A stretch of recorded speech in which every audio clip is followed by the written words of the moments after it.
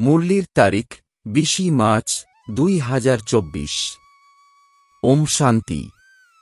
মধুবন থেকে বাপদাদা বলছেন, মিষ্টি বাচ্চারা, তোমাদের মনে গুপ্ত খুশি অনুভব হওয়া উচিত যে আমরা পরমাত্মা পিতার ইউনিভার্সিটির স্টুডেন্ট, ভবিষ্যতের নতুন দুনিয়ার অবিনাশী উত্তরাধিকার প্রাপ্তির জন্য পড়াশোনা করছি। প্রশ্ন: সদা কোন স্মৃতিতে থাকলে দৈবী গুণ ধারণ হতে থাকবে?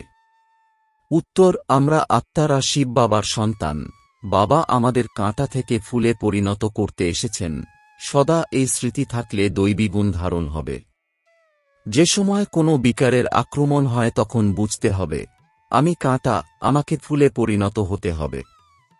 ওম শান্তি। বাচ্চাদের বুদ্ধিতে আছে যে আমরা আধ্যাত্মিক ইউনিভার্সিটিতে বসে আছি। এই নেশাটি থাকা উচিত। সাধারণ রীতি অনুযায়ী স্কুলে যেমন বসো, তেমন করে এখানে বুদ্ধু হয়ে বসবে না। অনেক বাচ্চারা বুদ্ধু হয়ে বসে। স্মরণে থাকা উচিত, এটা হলো উঁচু থেকে উঁচু পরম পিতা পরমাত্মার ইউনিভার্সিটি। আমরা তাঁর স্টুডেন্ট। অতএব তোমাদের কত গর্ব হওয়া উচিত। এ হল গুপ্ত খুশি, গুপ্ত জ্ঞান। প্রতিটি কথা হল গুপ্ত। অনেক বাচ্চাদের এখানে বসেও বাইরের নোংরা চিন্তন আসে। এখানে তোমরা পড়াশোনা করো ভবিষ্যতের নতুন দুনিয়া প্রাপ্তির জন্য। তাই তোমাদের অনেক খুশি হওয়া উচিত, দৈবীগুণও হওয়া উচিত। যদিও এখানে সব রকমের ব্রাহ্মণরাই আসে। তোমরা বাইরের নোংরা জগৎ থেকে বেরিয়ে এখানে আসো। তাই বাচ্চারা, তোমাদের অনেক খুশিতে থাকা উচিত। সমস্ত দুনিয়া এই সময় হল নোংরা। কোথায় কলিযুগী আবর্জনা, কোথায় সত্যযুগী ফুলের বাগান অর্থাৎ ফুলওয়ারি। কলিযুগে একে অপরকে কাঁটা বিদ্ধ করতে থাকে। তোমাদের তো এখন ফুল হতে হবে। অতএব কত খুশিতে থাকা উচিত। আমরা এখন ফুলে পরিণত হচ্ছি। এ হল বাগান। বাবাকে বাগানের মালিক অর্থাৎ বাগবান বলা হয়। বাগানের মালিক এসে কাঁটাদের ফুলে পরিণত করেন। এই কথাটি বাচ্চাদের বোঝা উচিত যে আমরা কি রকমের ফুল তৈরি হচ্ছি। এখানে বাগানও আছে। মুরলি শুনে বাগানে গিয়ে ফুলের সঙ্গে নিজের তুলনা করো। আমরা কোন ফুল? আমরা কাঁটা নই তো। যে সময় ক্রোধের আক্রমণ হয় তখন বোঝা উচিত যে আমি কাঁটা, আমার ভিতরে ভূত আছে। এতখানি ঘৃণা অনুভব হওয়া উচিত। ক্রোধ তো সবার সামনে এসে যায়। কাম বিকার সবার সামনে হয় না। সে তো লুকিয়ে করে। ক্রোধ তো বাইরে বেরিয়ে আসে। ক্রোধ করলে তার প্রভাব অনেক দিন থাকে। ক্রোধের নেশা থাকে, লোভেরও নেশা থাকে। নিজের প্রতি নিজে থেকেই ঘৃণা অনুভব হওয়া উচিত। তোমরা জানো, বোঝো আমাদের বাবা ফুলে পরিণত করেন। কাম ও ক্রোধ দুই খুব খারাপ। মানুষের সম্পূর্ণ শোভা নষ্ট হয়ে যায়। এখানে সুন্দর থাকবে তো সেখানে শোভনীয় হয়ে থাকবে। বাবা রোজ বাচ্চাদের বোঝাতে থাকেন যে দৈবী গুণ ধারণ করো। স্বর্গে যেতে হবে, তাই না? এই লক্ষ্মী নারায়ণ হলেন অনেক গুণবান। তাদের সামনে মানুষ মহিমা গায়, আমরা হলাম তুচ্ছ, পাপী, কাম বিকারে বশীভূত। তুমি সর্বগুণ সম্পন্ন। তোমরাও বোঝাও স্বর্গ হল ফুলের বাগান এবং নরক হল কাঁটার জঙ্গল। শিব বাবা স্বর্গ স্থাপন করেন, রাবণ নরকে পরিণত করে। বিচার করা উচিত আমরা আত্মারা বাবার সন্তান। আমাদের মধ্যে এত আবর্জনা এলো কোথা থেকে? যদি বিকার রূপী নোংরা আবর্জনা থাকবে তো বাবার নাম খারাপ করবে। ক্রোধ করবে তাহলে বাবার নিন্দা করানো হবে। ক্রোধের ভূত আসা মাত্রই বাবা বিস্মৃত হবে। বাবার স্মৃতি থাকলে কোনো ভূত আসবে না। যদি কারো মনে দুঃখ দেবে তাতেও প্রভাব পড়ে যায়। একবার ক্রোধ করলে 6 মাস পর্যন্ত সবার বুদ্ধিতে থাকে যে এই মানুষটি হল ক্রোধী। ফলে সবার দৃষ্টিতে নিচে নেমে যায়। বাপদাদার হৃদয় আসন থেকেও নিচে নেমে যায়। এই দাদাও অর্থাৎ ব্রহ্মা বাবাও বিশ্বের মালিক হন, ওনার মধ্যেও নিশ্চয়ই বিশেষত্ব রয়েছে, কিন্তু কারো ভাগ্যে না থাকলে কোনো উপায় বের করার চেষ্টাও করে না। এ হলো কত সহজ উপায়, শুধুমাত্র বাবাকে স্মরণ করো তো আত্মা স্বচ্ছ হয়ে যাবে। আর কোনো উপায় নেই। এই সময় রাজর্ষি তো কেউ নেই, রাজযোগের শিক্ষা প্রদান করেন একমাত্র বাবা। মানুষকে শোধরাতে পারে না। বাবা এসে সবাইকে সঠিক করেন। যারা খুব ভালোভাবে সঠিক পথে চলতে থাকে তারা সত্যযুগের আদিতে আসে। অতএব কোনো রকম খারাপ স্বভাব থাকলে একদম ত্যাগ করা উচিত। পড়াশোনায়, যোগে সম্পূর্ণ মনোযোগ দেওয়া উচিত। এই কথা জানা আছে যে সবাই তো আর একরকম উঁচু পদের অধিকারী হবে না, কিন্তু বাবা তো পুরুষার্থ করাবেন। যতখানি সম্ভব পুরুষার্থ করে উঁচু পদের অধিকারী হও, তা না হলে কল্পকল্পান্তর প্রাপ্ত হবে না। বাবা বারবার বোঝাতে থাকেন বাবাকে স্মরণ করো, তাহলে আবর্জনা বেরিয়ে যাবে। জাগতিক সন্ন্যাসীরা হঠযোগ শেখায়। এমন ভেবো না হঠযোগ করলে সুস্থ থাকা যায়, তারা কখনো অসুস্থ হয় না। না, তারাও অসুস্থ হয়। ভারতে যখন লক্ষ্মীনারায়ণের রাজত্ব ছিল তো সকলে দীর্ঘ আয়ুর অধিকারী ছিল, সুস্থ সবল ছিল। এখন তো সবারই আয়ু ছোট হয়ে গেছে। ভারতকে এমন কে করেছে সেই কথা কেউ জানে না। একেবারে ঘোর অন্ধকারে আছে। তোমরা যতই বোঝাও কিন্তু তাদেরকে বোঝানো খুব কঠিন কাজ। তবুও গরিব সাধারণ মানুষ বুঝবার চেষ্টা করে। এখানে কোনো লাখপতি আছে কি? আজকাল লাখ টাকাও কোনো বড় ব্যাপার নয়। আজ লাখপতি তো অনেকেই আছে, তাদেরও বাবা সাধারণ ভাবেন। আজ তো কোটিপতিদের কথা হয়। বিবাহ ইত্যাদিতে কত টাকা খরচ করে।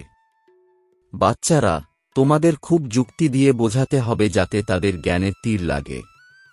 বড় বড় মানুষ, এমপি ইত্যাদি এলে তারা খুশি মনে এখান থেকে যায়, কিন্তু কারও এত শক্তি নেই যে আওয়াজ ছড়ায়। তোমরা তাদের বোঝাও, কিন্তু যথার্থভাবে বুঝতে পারে না। উঁচু থেকে উঁচু হলেন ভগবান, উঁচু থেকে উঁচু হল এই অবিনাশী উত্তরাধিকার। লক্ষ্মীনারায়ণকে এমন স্বর্গের অবিনাশী উত্তরাধিকারকে প্রদান করেছে। তাঁরা কোথাকার নিবাসী এইসব অনেকেই জানতে পারে না।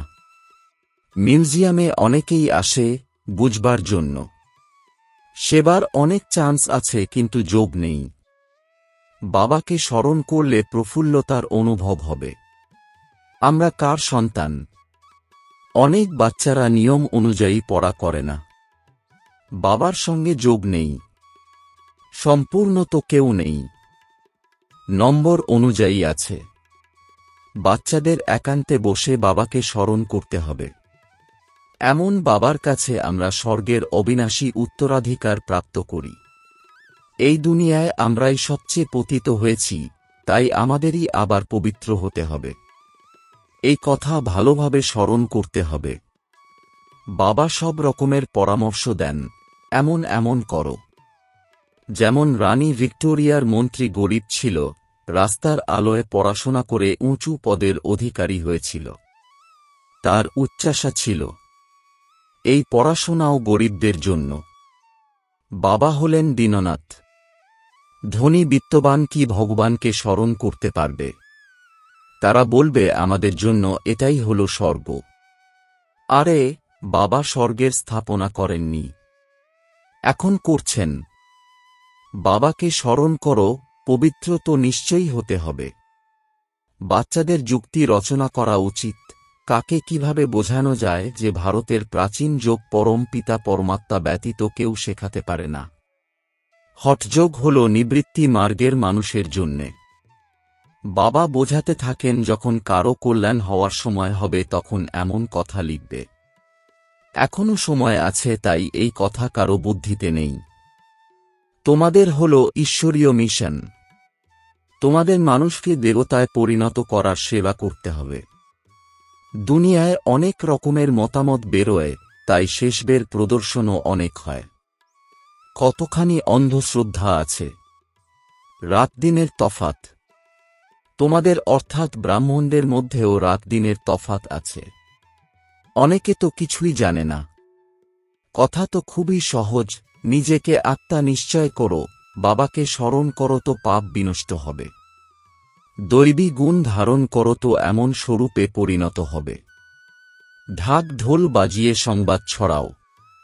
দেহ অভিমান না থাকলে গলায় ঢোল ঝুলিয়ে সবাইকে জানান দিতে থাকো যে বাবা এসেছেন। তিনি বলেন, আমাকে স্মরণ করো তো তোমরা পতিত থেকে পবিত্র হয়ে যাবে। প্রতিটি ঘরে এই সংবাদ পৌঁছে দিতে হবে। সকলের অবস্থা এখন মরচে ধরা। এই দুনিয়া হল তমপ্রধান, সবাইকে বাবার সংবাদ পৌঁছে দিতে হবে। শেষকালে তোমাদের বাহবা হবে। বলবে এরা কামাল করেছে, এরা এত জাগিয়েছে তবু আমরা কোনো কথা শুনিনি। যারা জেগেছে তারা পেয়েছে, যারা ঘুমিয়েছে তারা হারিয়েছে। বাবা বাদশাহী প্রদান করতে আসেন, তবুও ভাগ্য প্রাপ্তি হয় না। সার্ভিসের যুক্তি রচনা করা উচিত। বাবা এসেছেন, তিনি বলেন, মামেকম স্মরণ করো তো বিকর্ম বিনাশ হবে, পবিত্র হয়ে পবিত্র দুনিয়ার মালিক হবে। স্মরণ না করলে পাপ ভস্ম হবে না। কোনোরকম জং না থাকলে উঁচু পদ মর্যাদা প্রাপ্ত করতে পারবে, না হলে পদও কম হবে, সাজাও ভোগ করতে হবে। সার্ভিসের মার্জিন ভালো আছে। চিত্র সঙ্গে নিয়ে গেলে সার্ভিস করতে পারবে। চিত্র এমন ভালো করে তৈরি করা উচিত যাতে খারাপ না হয়। এই চিত্রগুলি ভালো জিনিস। বাকি মডেল তো সব খেলনা। বিখ্যাত ব্যক্তিদের বড় সাইজের চিত্র থাকে, 1000 বছর চলে। তোমাদের এই 6টি চিত্র যথেষ্ট। বলো, এই সৃষ্টি চক্র কিভাবে পরিক্রমা করে, আমরা তোমাদের বোঝাব। এই চক্রকে স্মরণ করলে তোমরা চক্রবর্তী রাজা হবে। ব্যাজও খুব ভালো, কিন্তু বাচ্চাদের কাছে এর কোনো মূল্য নেই। এই বিষয়ে তোমরা বোঝাতে থাকলেও তোমাদের অনেক উপার্জন জমা হবে। এই ব্যাজ এমন যে সব সময় নিজের বুকের কাছে রাখবে। এই বাবা অর্থাৎ শিব বাবা ব্রহ্মা বাবার দ্বারা এই অবিনাশী উত্তরাধিকার প্রদান করছেন। ট্রেনেও যাত্রা করার সময় বোঝাতে থাকো। ছোট্ট বাচ্চারাও করতে পারে, তোমাদের কেউ বারণ করবে না। এই ব্যাজ হল এমনই এক জিনিস, হিরে জহরত, ফল ফুল, মহল সবকিছু এতেই নিহিত আছে। কিন্তু বাচ্চাদের বুদ্ধিতে এই কথা থাকে না। বাবা অনেকবার বুঝিয়েছেন, সঙ্গে চিত্র অবশ্যই রাখো। তোমাদের কেউ উল্টো কথাও বলবে। কৃষ্ণের সম্বন্ধেও কত কুকথা বলে দিয়েছে, হরণ করেছে, এই করেছে, সেই করেছে। কিন্তু যাদের হরণ করেছে বলেছে, কৃষ্ণ তাদেরকে পাটরানিয়ত করেছে, তাই না? বিশ্বের মালিক হয়ে এমন কাজ কি কখনো করতে পারে? এই জ্ঞানে খুব নেশা থাকা উচিত। আমরা চাই শীঘ্র বিনাশ হোক। এরকমও বলা হয়, এখন তো বাবা সঙ্গে আছেন। বাবাকে ত্যাগ করলে তো বাবা আবার 5000 বছর পরে মিলবেন। এমন বাবাকে আমরা কিভাবে ত্যাগ করব? বাবার কাছে তো আমরা পড়া করি। এই হল ব্রাহ্মণদের উঁচু থেকে উঁচু জন্ম। এমন বাবা যিনি আমাদের রাজত্ব দিচ্ছেন, এরপরে তো আমরা তাঁর সঙ্গে আর মিলব না। কিন্তু গঙ্গার ধারে যারা বাস করে তারা এত গুরুত্ব দেয় না। যারা বাইরে থাকে তারা গুরুত্ব দেয়। এখানেও বাইরের মানুষ সমর্পণ করে। যদি যোগের বল নেই তো কাউকে বোঝালেও সে কিছুই বুঝবে না।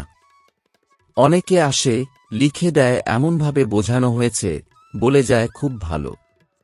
বাবা বোঝেন এমনভাবে শুনেছে যা কিনা না শোনার মতন। কিছুই বোঝেনি, বাবাকেই জানল না। যদি কিছু বোঝে তো এমন বাবার সঙ্গে যোগাযোগ রাখবে, চিঠি লিখবে। তোমাদের জিজ্ঞাসা করবে, তোমরা এমন বাবাকে কিভাবে চিঠি লেখো, বলো। শিব বাবা কেয়ার অফ ব্রহ্মা। পত্র লেখা শুরু করে দেবে। ব্রহ্মা হলেন রথ, তাই না? কিন্তু বেশি মূল্য হল তাঁর যিনি এনার মধ্যে প্রবেশ করেন। সার্ভিস করতে করতে অনেক বাচ্চাদের গলা ক্লান্ত হয়ে যায়। কিন্তু যোগ না থাকলে তীর লাগবে না। একেই ড্রামা বলা হবে। বাবাকে চিনে নিলে বাবার সাথে মিলিত না হয়ে থাকতে পারবে না। ট্রেনে করে আসবে যোগযুক্ত হয়ে, আমরা যাই বাবার কাছে। যেমন বিদেশ থেকে এলে স্ত্রী, সন্তানের কথা মনে পড়ে। এখানে তো আমরা কার কাছে যাই? অতএব যাত্রার পথে কত খুশি অনুভব হওয়া উচিত। সার্ভিস করতে করতে বাবার কাছে যাওয়া উচিত।